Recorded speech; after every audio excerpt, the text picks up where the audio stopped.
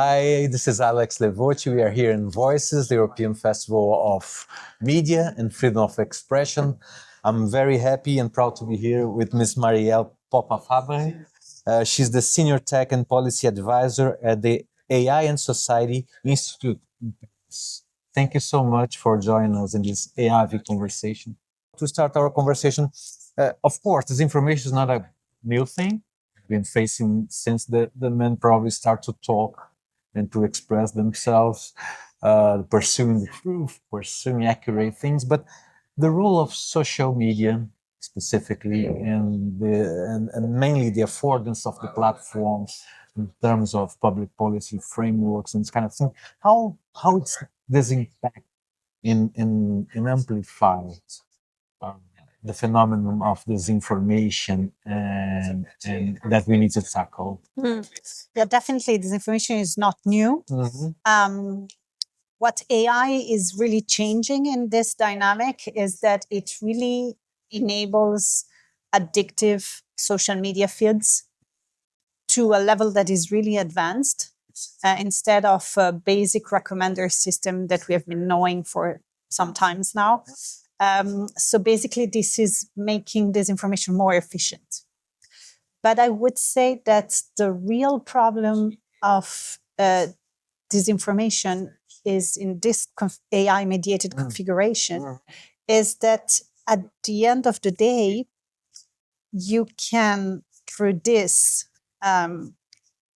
totally deconstruct pluralism. And we know that pluralism has a huge impact on the quality of information, on its evidence-based, and on how it reflects reality. You're talking specifically about echo chambers and information bubbles, this kind of aspects. This kind of aspects, because the problem of AI is that it ends up in amplifying certain contents over others.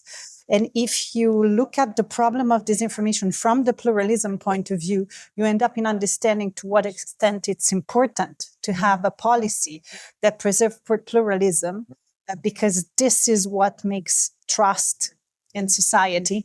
This is what makes the quality of information even better. Yeah, it's interesting because you're bringing a point that people sometimes forget in public policy, that it's not just about Gen AI. It's about AI as a new mediation between us and the world.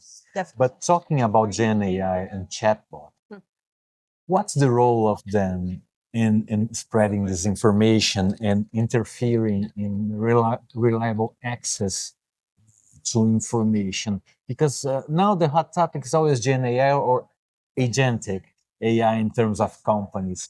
Specific this topic. So we've seen in the last 2-3 years that journalists decided to test the accuracy of news when in chatbots. And we know that answers are inaccurate. We have this BBC study last year showing that answers are not only factually inaccurate, but also the way they are conveyed makes them difficult to understand in an accurate way. So it's both the way it's conveyed and the factuality. So then there has been NewsGuard continuing in this direction, Reuters Institute also publishing on the inaccuracy. And we have a growing part of young generation that access information through chatbots. And so this is really concretely here. But I would say that what is really worrisome in this is not only the fact that we have to work on the accuracy and on what it means to convey information through AI-mediated generation, and have journalists work on this, not only tech partners. But actually what we need is to understand that AI-generated content is generally preferred by people. So there have been behavioral scientists publishing papers in the last 2 years showing to what extent content that is AI generated is generally preferred, be it true or false. Specifically, I'm thinking about a paper that is called from the University of Zurich that is titled AI Disinform Us Better, that has been testing on tweets that were AI generated, both true and false, and they are preferred, be it true or false, to a human generated. Has to do with language and the way it's convenient for the public and to be easy and sticky sometimes and easy to be a bait. There is still debate, so different research centers are trying to tackle this question in order to understand the persuasiveness of this content. But we still don't have the reason why. And as soon as AI tools are present and embed in our everyday life, now I need to connect this with democracy. And you mentioned pluralism, of course, is an aspect of this. But how does it in the sense of trust and information in the institutions and in the development of a more democratic society? Because democracy is a process. You don't reach or do not reach. You are always creating it. How does it impact?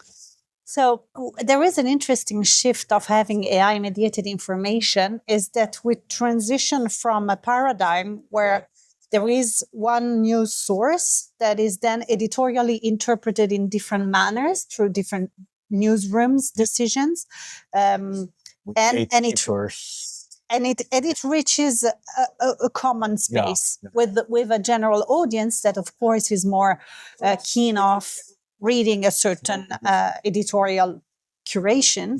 But this common space, when we are in an AI-generated situation, gradually transforms into many individual spaces. And at the end of the day, we end up in not sharing the same informational space. And we developed something that I call an audience of one configuration, where we are fragmenting society. Think, for example, just having Netflix generating a TV series just for you, based on your previous interest, based on digital traces you left all over internet.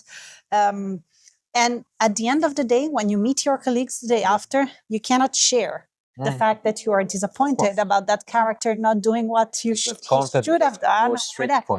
And it makes, we don't have an artifact that is shared that makes us be together on something. And this is the same in the information ecosystem.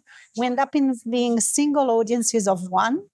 And fragmenting this society means also fragmenting the dialogue that democracy is built on. Be it on simple cultural artifact, but even more on information.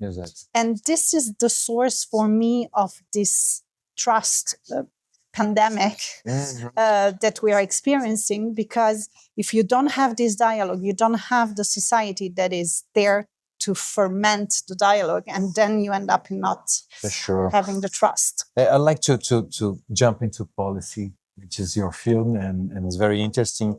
You have the European framework, which means the Digital Service Act, the AI Act, and even before, when you talk about media literacy and other frameworks, how effective those policies are on measuring and reducing the speed of disinformation, of reducing its impact in society. Can you measure this, evaluate this already, the efficiency of this kind of policy? So I think what the policy world is currently lacking is technological knowledge. It's the first type. The policymaker? Yes. Oh, yeah. It's so. I used to say understanding is the first governance. Oh, yeah, for sure. And we need to have an understanding of how this works. If we buy the black box narrative, we end up in not having any way to a handle in order to open the door. Because we're not understanding, we're just buying. We're just buying. And so I think what is radically important is not creating new frameworks, but making existing frameworks agile and technologically informed. We need enforcement more than new policies. We need the possibility, take, for example, addictive fees. How can we monitor this?